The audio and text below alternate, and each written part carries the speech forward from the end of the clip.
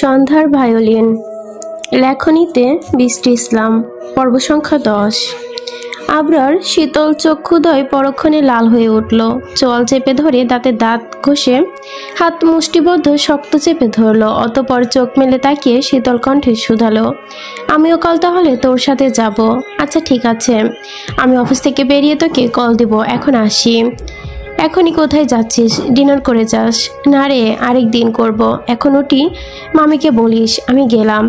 তারপর আশরাফ আবরার সাথে হ্যান্ডশেক করে চলে যায় খানমহল থেকে বেরিয়ে।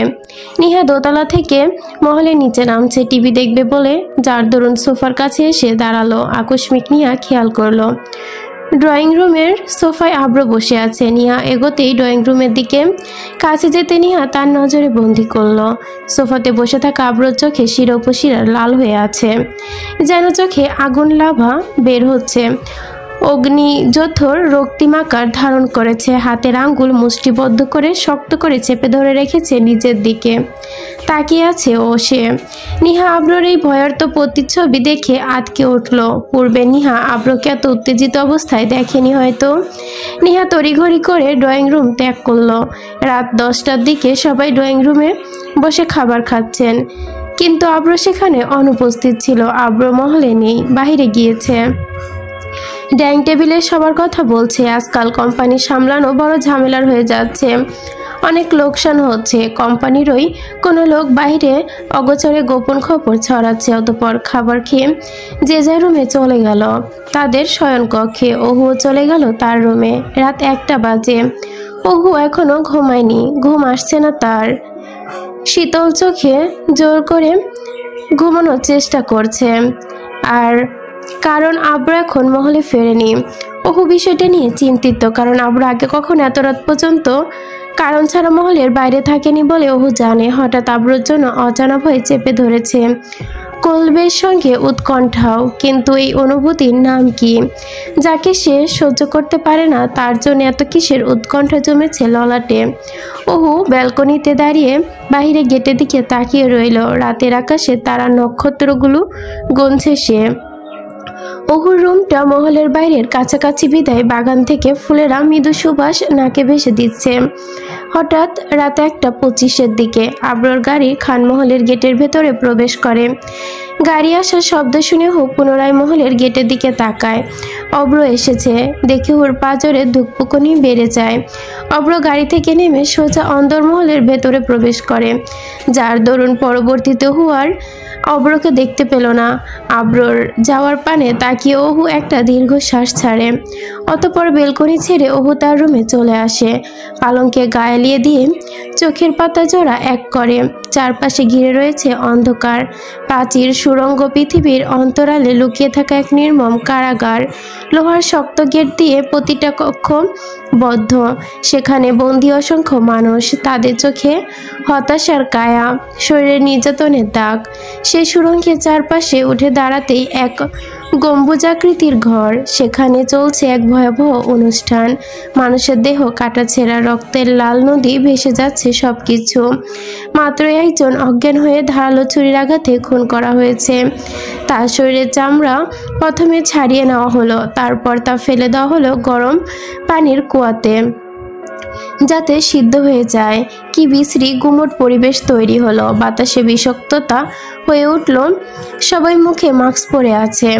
কিছু বন্দী অসহায়, তাদের সুরক্ষা নেই, কিন্তু বিষাক্ত গন্ধ সহ্য করার উপায়ও নেই। অনেকেই বমি করে ফেলে। কাজ শেষ হলে রক্তাক্ত সেই স্থানের গন্ধ মুছে ফেলার জন্য কেমিক্যাল ছড়ানো হয়। দ্রুত পরিষ্কার হয়ে গেল সব কিছু, চিহ্ন যেন অবশিষ্ট রইল না কিছু কোথাও। এই নরক। আর কে এই নরকের প্রতিষ্ঠাতা? আব্র আজ ভোর সকালেই ঘুম থেকে উঠে পড়েছে। দাঁত ব্রাশ করতে করতে মহলের নিচে নামলো। ড্রয়িং রুমের সোফায় বসে আছে আলিনা খান। তাকে উদ্দেশ্য করেই বলে ওঠে আব্র, আম্মা, মহলের জিমঘরটা ঠিক করে রেখো। জিম করতে হবে।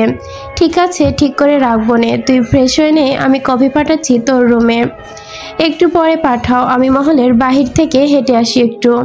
খানমহলে আব্র ছাড়া কোনো ছেলে নেই যে জিম করবে। যার দরুন অনেক বছর ধরে জিম করার রুমটা অপ্রস্তুত অবস্থায় পড়ে আছে। আজ ওহুর ঘুম থেকে উঠতে বেশ দেরি হয়ে গেছে। সবাই ওহুর আগেই মর্নিং ওয়ার্কে চলে গেছে, তাই ওহু ফ্রেশ হয়ে মহলের ছাদে চলে গেল। ছাদে গিয়ে কতক্ষণ প্রকৃতির সাথে ভাষা আদান প্রদান করলো। সকালে সূর্য অতি বেগুনি রশ্মি ছড়াচ্ছে, অতঃপর ছাদে থাকা টবের ফুলগুলো পর্যবেক্ষণ করলো। সেখান থেকে একটা ফুল তুলে কানে গুঁজে দিল ওহু। কিছু সময় পর মহলের ছাদ থেকে নেমে আসলো, শাওয়ার নিতে তৈরি হয়ে নিল। অতঃপর সকলের সাথে ব্রেকফাস্ট করে ভার্সিটির উদ্দেশ্যে রওনা হলো। আব্র আজ খাবার টেবিলে ছিল, তবে গুমোট মুখের বিষয়টা ওহু অনেক নোটিস করেছে। ভার্সিটির ক্যাম্পাসে বসে আছে ওহু আর পারু, অপেক্ষা করছে কখন আসবে আশাফ। আশাফকে অনেক আগে কল দিয়েছিল ওহু, বলেছে রাস্তায় আছে, জ্যামে বসে, বেশি সময় লাগবে না আসতে। দুপুর 12:10 এ সময় আশাফ প্রবেশ করলো জগন্নাথ বিশ্ববিদ্যালয়ে। ওহু আশাফকে দেখে বসা থেকে উঠে দাঁড়ালো। এতক্ষণ লাগে আসতে ভাইয়া? চল এখন তাড়াতাড়ি, কিছুক্ষণ পর ক্লাস শুরু হয়ে যাবে আমার। দাঁড়া একটু, অপেক্ষা কর। ছেলেটা এখন কোথায়? মনে হয় পূর্ব দিকে ক্যাম্পাসের মাঠে আছে। অপেক্ষা কেন করব, এমনিতেই আমার দেরি হয়ে গেছে। আশাফকে থামিয়ে রাখলো ওহুকে। মিনিট 3 পর আব্র আসলো ক্যাম্পাসে। আব্রকে দেখে ওহু চমকে ভীষণ ভুরু কুজ্জিত করে পরখ করলো আব্রকে। আব্র একটা হোয়াইট কালারের টি শার্ট পরেছে, চুলগুলো এলোমেলো। আব্রর কপালে স্পর্শ করেছে, হয়তো বাইক চালিয়ে এসেছে।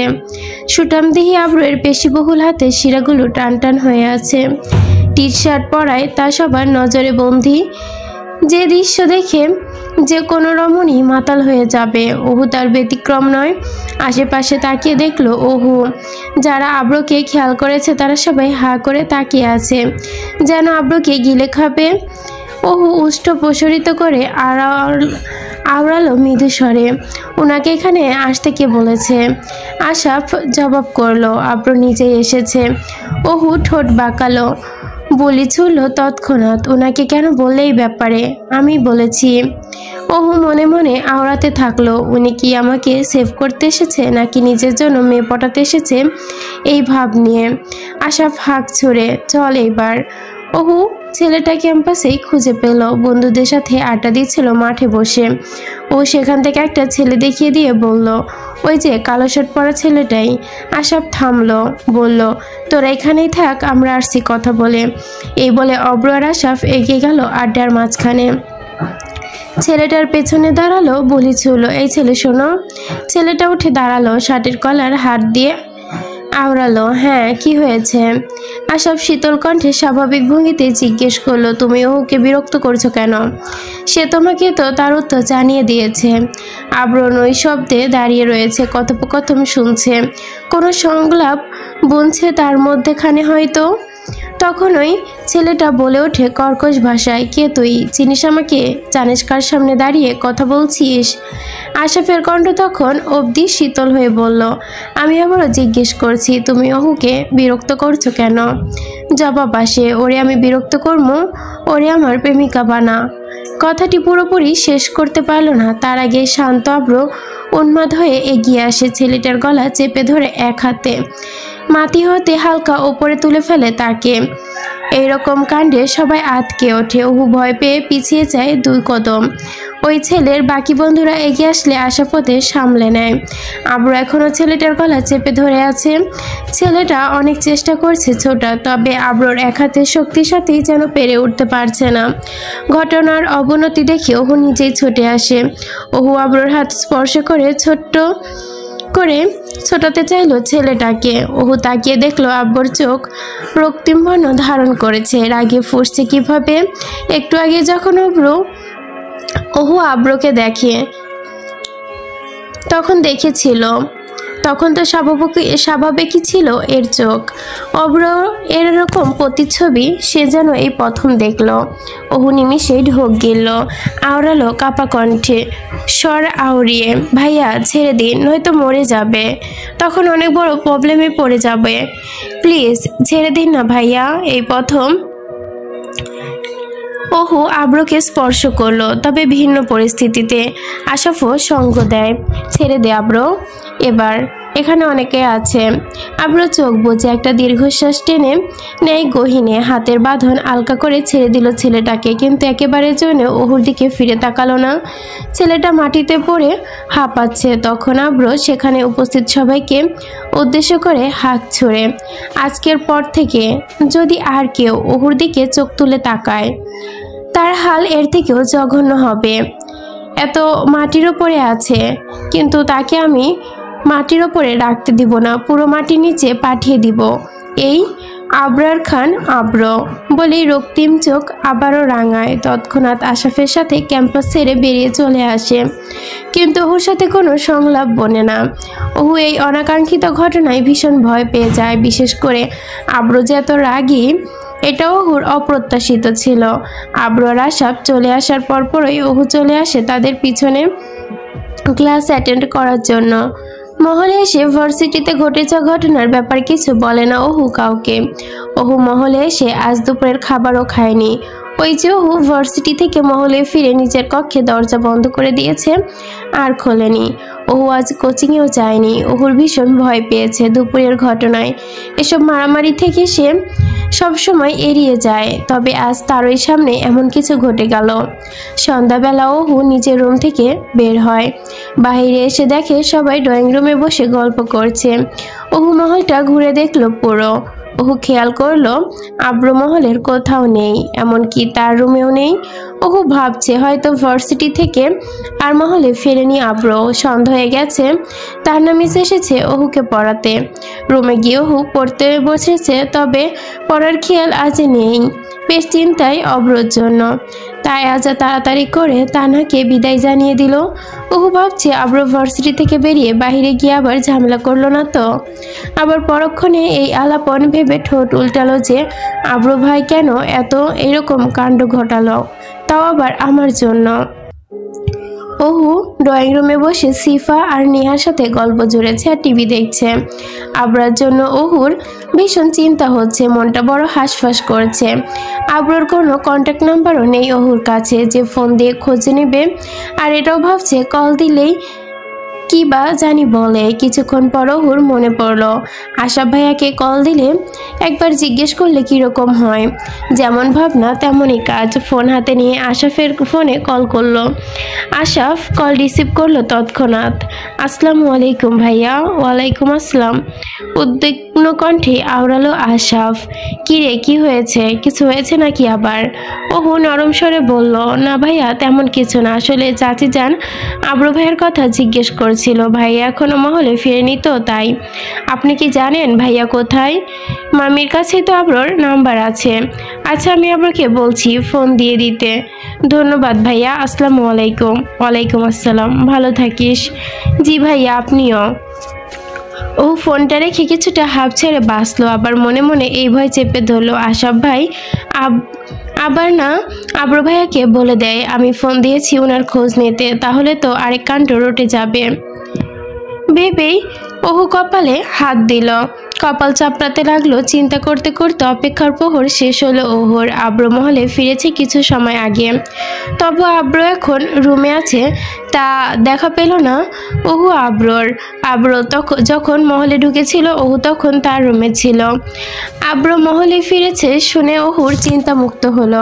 আব্রকে দেখার জন্য ওহুর মন ছটফট করছে। ওহু নিজের রুমে এক পাশ থেকে অন্য পাশে যাচ্ছে, আবার ওই পাশে থেকে এই পাশে আসছে। হাতের বুড়ো আঙ্গুলে ওড়না পেঁচাতে পেঁচাতে ভাবছে আর মনে মনে আওড়াচ্ছে। আব্র রুম থেকে বের হয়নি, এই যে রুমে ঢুকেছে মহলে ফিরে। আব্র দেখার জন্য ওহু ড্রয়িং রুমে বসে আছে। আব্র যদি নিচে নামে মহলে তাহলে নিশ্চয়ই দেখতে পাবে ওহু আব্রকে, কিন্তু তার দেখা পাওয়া চারটেখানি কথা তো নয়। ওহু আজ সকালের আগে ডাইনিং টেবিলে এসে অব্রর দেখা পাওয়ার জন্য বসে। সবাই ডাইনিংয়ে চলে আসছে, কিন্তু কিছুক্ষণ পর আব্রও আসলো। আব্রর গম্ভীর মেজাজেই আছে, তার কারণ ওহু বুঝতে পারল না। তবে আব্রকে দেখে ওহু কিছুটা স্বস্তি পেল। হঠাৎ প্রবল গতিতে প্রশ্ন ছুড়ে বসলো আজমল খান। আব্র খান মহলে পা রাখার পর এই প্রথম সংলাপ বললেন তিনি, কণ্ঠস্বর ভীষণ গম্ভীর। আজ ওহুর জগন্নাথ ভার্সিটিতে গিয়েছিলে তুমি? সেখানে গিয়ে মেয়রের ছেলেকে মেরেছ কেন? অব্র স্বাভাবিক ভঙ্গিতেই লোকমা গিলে জবাব করলো, জ্যান্ত ছেড়ে দিয়েছি, এটাই অনেক। আব্রর মুখশ্রী হতে বেরোনো তেরা সংলাপ শুনল সবাই। আলিনা খান কিঞ্চিৎ নড়ে চড়ে বসলেন, আজমল খানকে থামালেন আহার হাতে। রাগান্বিত দৃষ্টিতে রুদ্র করলেন আব্রকে, হাঁক ছুড়লেন মুহূর্তেই, আমি আগামীতে নির্বাচন করতে চাইছি, আর তুমি বিদেশ থেকে ফিরে আবার ঝামেলা শুরু করে দিয়েছ। তুমি তো আমার মান সম্মান ডুবিয়ে দিবে আবারও। ভোজনালয়ে উপস্থিত সকলেই আহারের মধ্যে বিরতি টানলো। নৈশব্দে বাপ ছেলের আলাপন শুনতে ব্যস্ত হলো। ওহু তাদের সঙ্গে যোগ হলো। সকলের প্রতিচ্ছবিতেই উৎকণ্ঠা লুকায়িত, ভয় জড়িত তাদের কলবে। এই তর্কাতর্কি বেশ দীর্ঘ হয় না যায় আবার। সকলের উৎকণ্ঠা আরও দীর্ঘায়িত করতে আব্র বলেছিল কিঞ্চিৎ দাঁতে দাঁত পিষে, তাদের জীবিত ছেড়ে দিয়েছি, এইটা এখন আমার আফসোস হচ্ছে। মুহূর্তেই আজমল খান বসা থেকে উঠে দাঁড়ালেন, কণ্ঠস্বর দীর্ঘায়িত করে ঝাঁঝালেন, তুমি একটা বেয়াদব ছেলে আব্র, আজ তুমি মেয়রের ছেলেকে সরি বলবে। ব্যাস, শান্ত আব্র উন্মাদ হয়ে উঠল। বসা থেকে দাঁড়িয়ে ডাইনিং টেবিল সজোরে একটা ঘুষি মারল। মুহূর্তেই কাচের ডাইনিং টেবিলের ওই স্থানে ভেঙে টুকরো গড়িয়ে পড়ল। নৈশব্দে হট্টগোল হাহাকার ধারণ করলো। সবাই ভয়ে আঁতকে উঠল, দাঁড়িয়ে পড়ল পরক্ষণে। আব্রর ডান হাতে তালু দিয়ে পিষ্ট থিতলে গেছে, ঝরঝর করে ফিনকি দিয়ে রক্ত বেরিয়ে আসছে। সেই টপ টপ রক্তের অঝর বিন্দু স্পর্শে লাল রক্তে রঞ্জিত হয়ে যাচ্ছে ফ্লোর। আব্র রক্তাক্ত জমক হাতের এই পরিস্থিতি ওহু নজরে আসলো। ওহু নিয়ন্ত্রণহীন হয়ে পড়ল, জোরে চিৎকার করে উঠল, নিজের অবয়ব আড়াল করে লুকাতে চাইল সকলের নিকট হতে। কপাল চেপে ধরল তীব্র ব্যথার অনুতাপে। ওহুর রূপ অবস্থা দেখে সবাই আব্রকে রেখে ওহুর পানে ছুটল। ওহুর আম্মি যেন ওহুকে শান্ত করার প্রচেষ্টা, নিজের বুকের মাঝে চেপে ধরল পরীকে।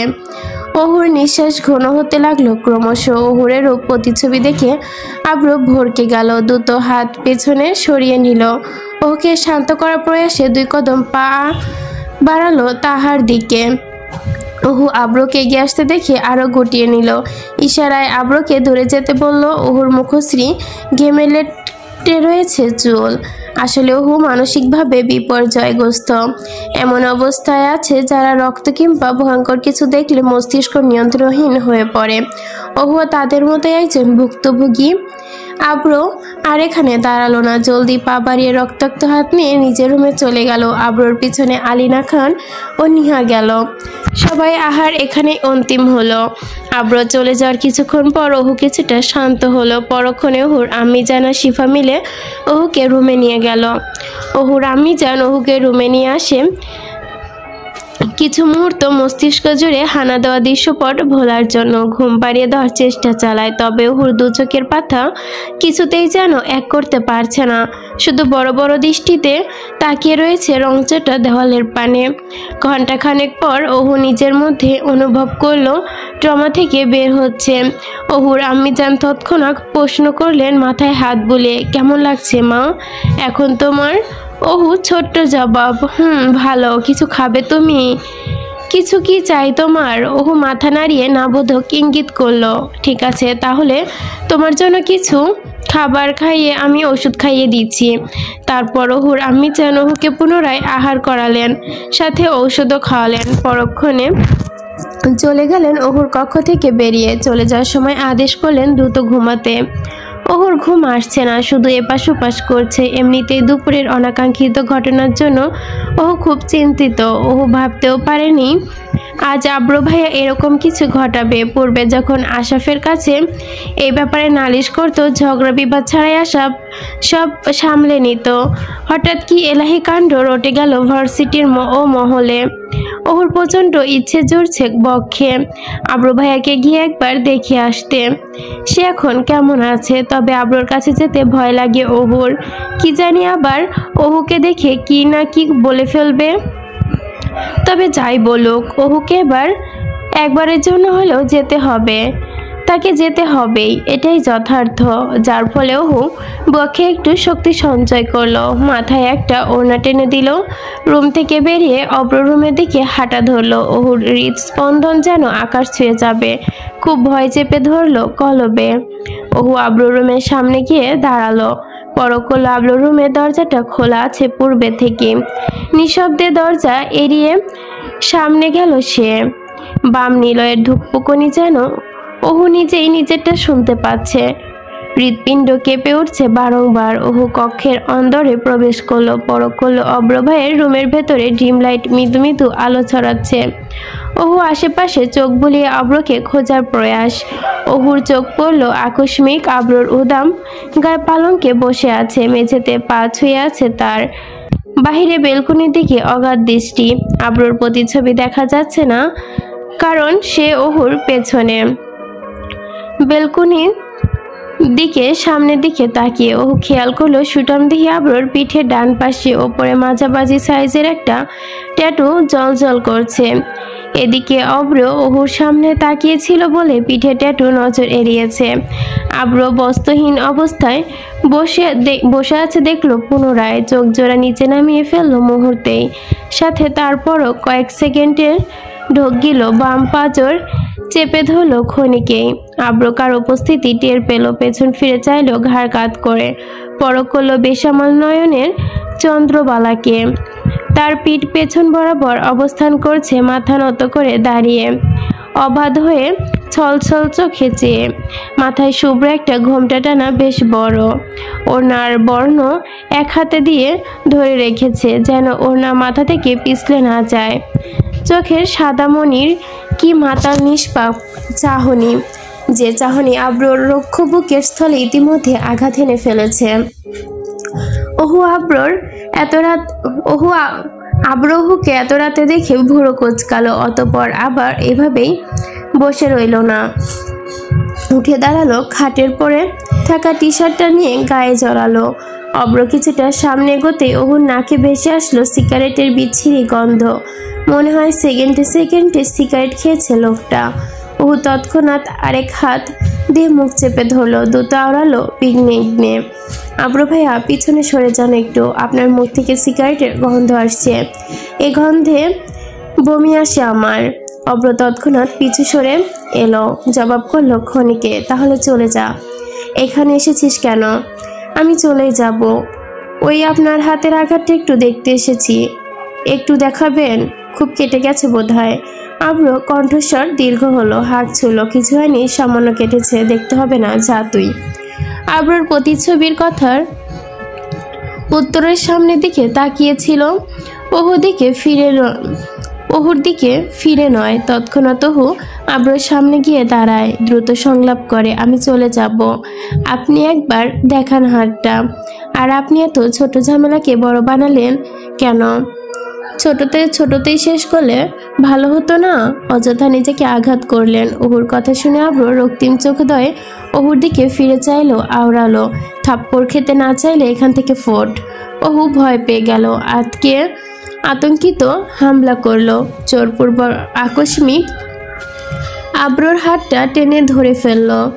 আব্র ছোটাতে চাইলো হাত, ওহু জোর করে টেনে ধরলো, তাই কিছু বলল না আব্র, নেতিয়ে গেল হার মেনে। ওহু আব্রর হাত সূক্ষ্মভাবে পর্যবেক্ষণ করলো, দেখলো আব্রর হাতে ব্যান্ডেজ করা হয়েছে। ব্যান্ডেজের ওপরে রক্তিম লাল আভা ফুটে উঠেছে, তবে তালুর নিচের পৃষ্ঠটা জমা বেঁধে রয়েছে এখনো, তাই সেখানে বেশ লাল টকবক করছে এখনো। ওহু দৃশ্যপট দেখার পর অব্রের হাতটি ছেড়ে দিল সুস্থির ধীরে, দীর্ঘশ্বাস টেনে গহীনে। তারপর মেঝেতে দৃষ্টি নিয়ে শোধায়, আপনার কিছুর প্রয়োজন হলে আমাকে বলবেন। আব্রু চমকায়, পিছে ফিরে ওহুর দিকে আওড়ায়, বাড়িতে এত মানুষ থাকতে তোকে কেন বলবো?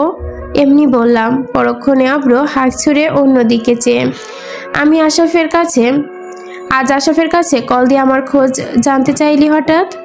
ওহু ভয় পেয়ে গেল প্রচণ্ড। ওহু পেছনে ফিরে ভয় পেয়েছিল, ঠিক সেটাই হয়েছে। ওহু ঢোক গিলল, কাতর কণ্ঠে শুধালো, আমি না, ওই যে চাচি যান আপনার খোঁজ করেছিল। তাই? আমি কেন আপনার খোঁজ করতে যাব? আমি মামুনিকে জিজ্ঞেস করেছিলাম মামুনি তোকে এরকম কিছুই বলেছে কিনা। ওহু নেতিয়ে যাওয়ার স্বরে পুনরায় বুলি বলল, ভুলে গেছে চাচি যান। এই বলে স্থান ত্যাগ করার প্রয়াসে সামনের দিকে ফিরল ওহু। এখানে থাকলে ধরা পড়ে যেতে পারে, তাই তাড়াতাড়ি কেটে পড়তে হবে। ওহু সামনের দিকে হাঁটা ধরলেই পেছন থেকে আব্রু আকস্মিক হাত টেনে ধরলো, আওড়ালো শীতল কণ্ঠে, উত্তর দিয়ে যা। এই আবরার খান আব্রকে উপেক্ষা করার মতো স্পর্ধা এই পৃথিবীর কারণেই। আব্রর প্রথম স্পর্শে ওহুর সর্বাঙ্গ কেঁপে ওঠে, হৃৎপিণ্ড থমকে গেল বোধহয় চন্দ্রবালার।